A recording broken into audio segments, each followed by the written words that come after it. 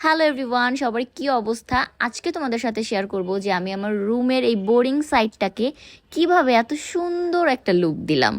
তো চলো মিনি ব্লগটা শুরু করা যাক। আসলে আমার জন্মদিন হচ্ছে আগস্টের 1 তারিখে।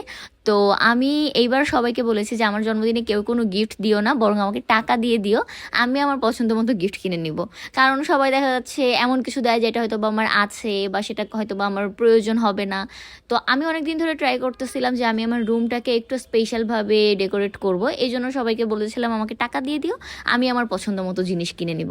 তো সবাই এতই ভালো যে বার্থডে বেশ আগে আমাকে টাকা পয়সা দিয়ে দিয়েছে। আমি ভাবলাম এগুলো আমার কাছে রাখলে খরচ হয়ে যাবে, তার থেকে বরং আমি এখনই সব কিছু কিনে কেটে ডেকোরেশন শুরু করে দিই, তো বার্থডের দিন আমি আমার রুমটাকে একটা স্পেশালভাবে পাবো।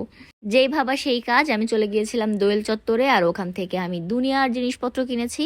মানে আমার কাছে হিসাব করলে এগুলো অনেক, অনেকের কাছে হয়তো বা কিছুই না, কিন্তু আমার কাছে অনেক।